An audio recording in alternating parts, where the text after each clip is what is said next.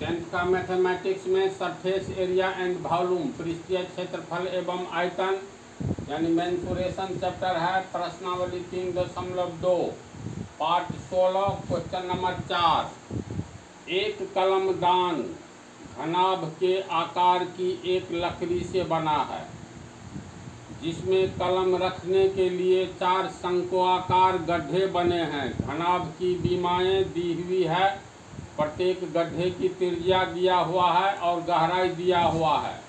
पूरे कलमदान में लकड़ी का आयतन ज्ञात कीजिए। सबसे पहले तू लोग ये बोलो, कलमदान देखा ही होगा, टेबल पर रखा रहता है, ऑफिस सब में जाओगे ना तो इस आकार का रहता है। ये एक घनाभ है, चित्र देखो।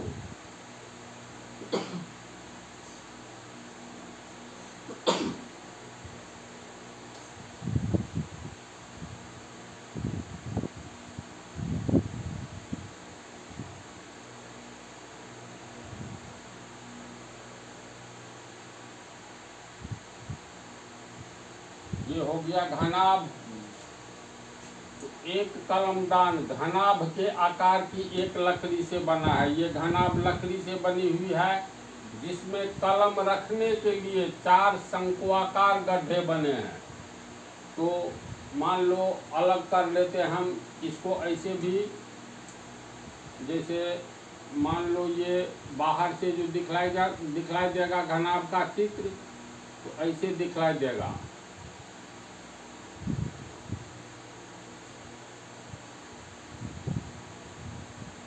इधर वाला हम नहीं खींचे हैं, इसमें शंक्वाकार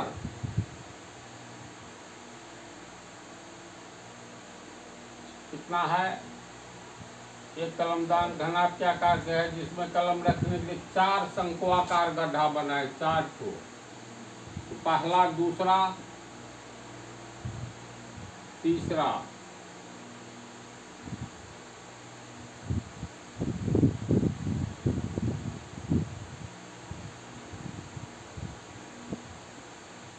अब इसको मान लो मिटा देते हैं।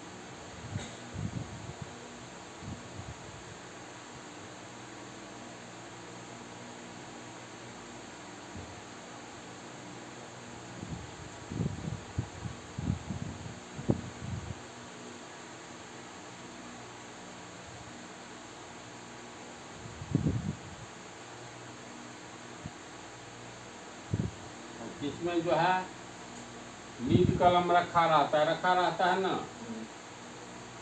वास्तव में ये घनाभ है और यहाँ पर ऐसे करके 4 गड्ढा बनाया गया है शंकु के आकार का।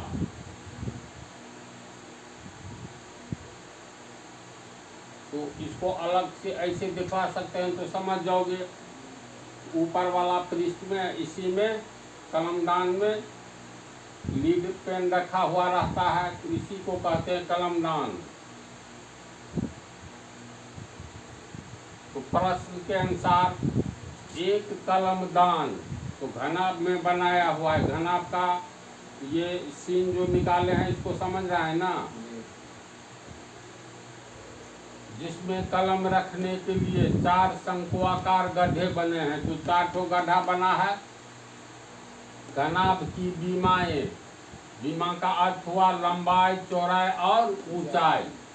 तो लंबाई 15 सेंटीमीटर है, चौड़ाई हो गया 10 सेंटीमीटर,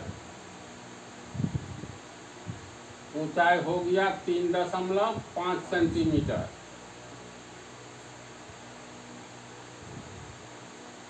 प्रत्येक गड्ढे की त्रिज्या 0.5 सेंटीमीटर है। यानी इसको हम लोग मिलाएंगे, पर हम बड़ी आकृति बता रहे हैं। अब इसमें ये 4 कलमदान बनाया गया है। प्रत्येक कलमदान का त्रिज्या कितना, प्रत्येक गड्ढे की त्रिज्या 0.5 सेंटीमीटर है। तो एक पोर्शन इसमें से अलग करते हैं मान लो, तो ये जो है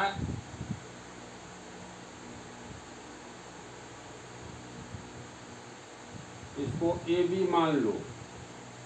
ए बी व्यास हुआ जी।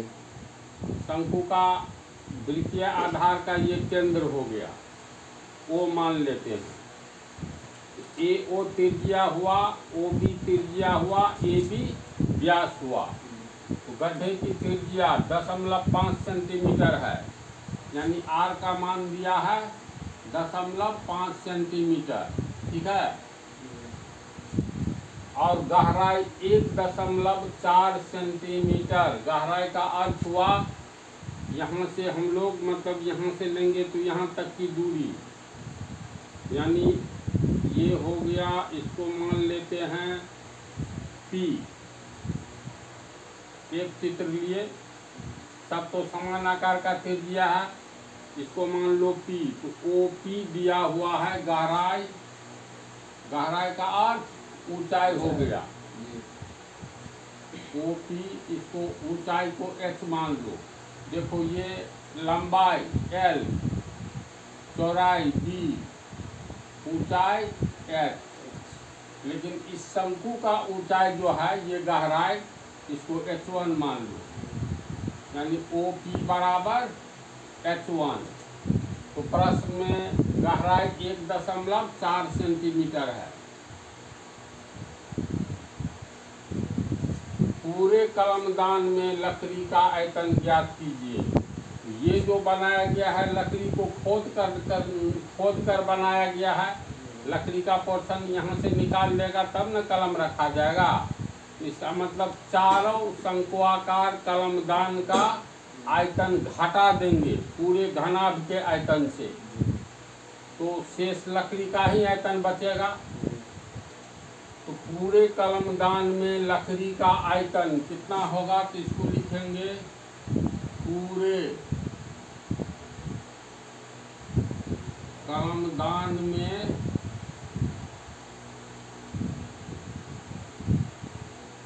लकड़ी का आयतन ये होगा कितना, घनाभ के कुल आयतन में से चारों शंक्वाकार कलमदान का आयतन माइनस कर देंगे, यानी घनाभ का आयतन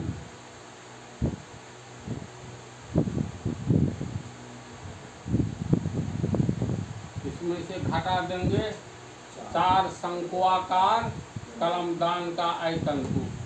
ये चारों तो एक समान है ना, तो चार शंक्वाकार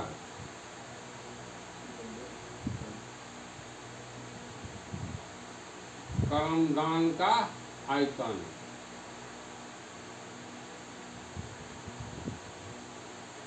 तो घनाभ का आयतन हो गया लंबाई गुने चौड़ाई गुने ऊंचाई, LB H माइनस 4 गुने 1 शंक्वाकार कलमदान का आयतन निकाल लेंगे, 4 से गुना कर देंगे तो चारों का हो गया। तो शंकु का आयतन कितना होता है, तो 1/3 पाई r स्क्वायर h। तो ये शंकु का ऊंचाई हुआ, शंकु की ऊंचाई को हम लोग OP माने हैं ना, ये हो गया शंकु का ऊंचाई, तो इसको माने हैं h1, तो यहाँ h1 देंगे। समझा बात को। अब बीमा में लंबाई चौड़ाई ऊंचाई दिया हुआ है 15 cm गुने 10 cm गुने 3.5 cm। तो 15 cm गुने 10 cm गुने 3.5 cm। ये घनाभ का LBH आयतन हुआ माइनस 4 गुने 1/3 पाई का मान 3.14 नहीं बोल रहा है, तो 22/7 लो। फिर है r स्क्वायर, तो r तो ये r का मान कितना हो गया 0.5 cm। r स्क्वायर है तो 0.5 cm गुने 0.5 cm गुने h डैश 1.4 cm है, 1.4 cm। 15 को 10 से गुना करेंगे 150 होगा, cm cm cm तो अंत में cm क्यूब लिख देंगे, 150 गुने 3.5 cm³ माइनस, ये नहीं कटने वाला है तो 22 चौका 88, नीचे में हो गया 3 सत्ते 21, फिर गुने 0.5 दो बार है तो 5 25 यानी 0.25 होगा। तीनों cm में cm³ कर देंगे, बच गया 1.4 गुने 1.4 cm³। तो इतना आया हम लोगों को।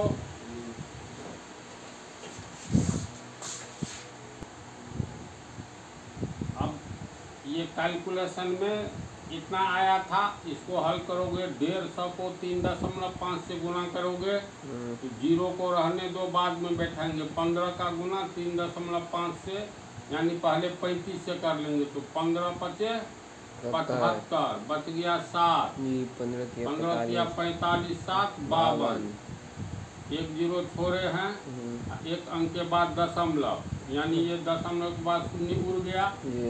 इतना cm³ माइनस ऊपर में गुना करोगे तो दशमलव पहले इसको गुना कर लो, 25 को 14 से गुना करेंगे तो 250, 100, 350, यानी ये 88/21,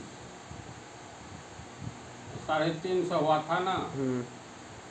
350 दशमलव पड़ेगा 1 2 3 अंक के पहले, तो यहाँ पड़ेगा ये शून्य हट गया, cm³,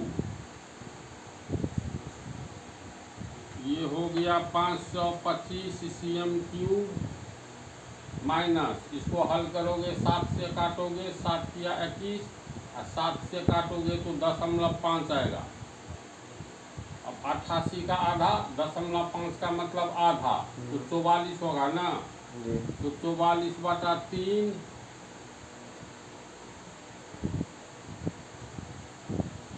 cm³।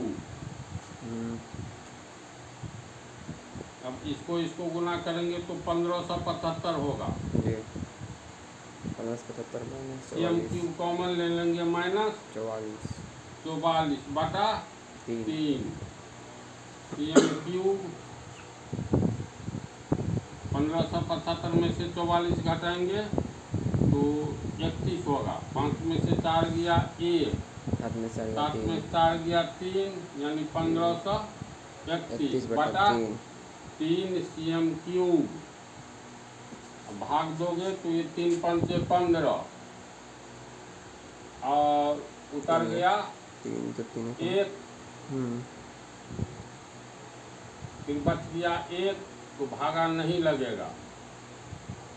कहीं पर मिस्टेक हुआ है कैलकुलेशन में, यहाँ पर काटने में मिस्टेक हो गया है। 7 से काटे हैं तो 7 या 21, यहाँ पर 0.35 है, 7 से काटेंगे तो ये वास्तव में होगा 0.05, समझा। तो इस पंक्ति को मिटा रहे हैं, यहाँ से स्लिप आउट कलम को हो।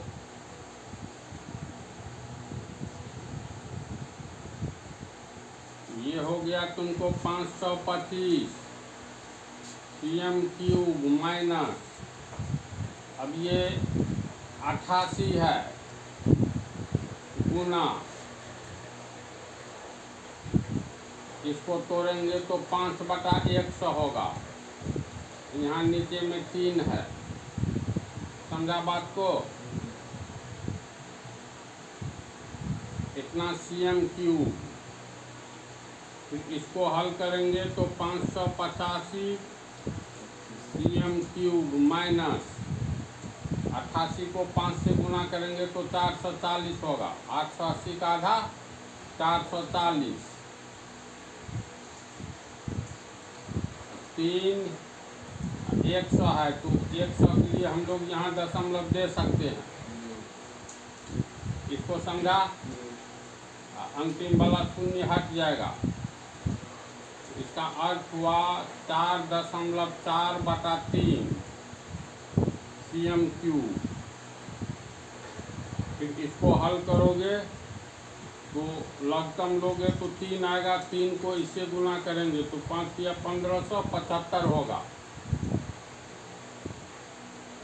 माइनस 4.4 बटा 3। CM क्यूब कॉमन है तो CM क्यूब लिख सकते हैं। अब 1575 रुपया में से 4 रुपया 40 पैसा घटाओगे तो 570 रुपया 60 पैसा होगा ना। 570 रुपया दशमलव का आगे पैसा होता है तो ये हो गया 60 पैसा यानी 6। हाँ 1570 रुपया 60 पैसा बटा 3 CM क्यूब, भाग दोगे तो 3 पंचे 15, 7 है तो 3 दूनी 6, 1 बचा तो 0, 3 तिया 9, फिर 1 पर 6 तो 3 पंचे 15, 3 तिया 9, 523.2 अंक लिख दो, काफ़ी है। इतना CM क्यूब आंसर। यानी हम लोग को जो निकालना था पूरे कलमदान में लकड़ी का आयतन निकालना था, तो पूरे घनाभ का आयतन निकाल लिए। लकड़ी शंक्वाकार जगह पर है, चारों शंकु का त्रिज्या 1 है तो चारों शंकु का आयतन जोड़ लो और पूरे घनाभ में से घटा दो, वही लकड़ी का आयतन होगा। हिसाब सिंपल है। इसमें एक ही चीज़ तुम लोगों को बार बार ध्यान में रखता है, कैलकुलेशन में कहीं मिस्टेक हुआ तो अनर्थ हो जाएगा, 2 मिनट टाइम अधिक लगे, लेकिन मेंसुरेशन के हिसाब में यही प्रॉब्लम है। हिसाब छोटा होता है, समझने वाला होता है। ये जो बीच वाला पोर्शन है कैलकुलेशन, इस पर थोड़ा नज़र रखना। भले ही 2 मिनट टाइम अधिक लगे लेकिन सॉलिड नंबर आता है मैथ में। तो अब अगले पार्ट में अगला हिसाब बतलाएंगे।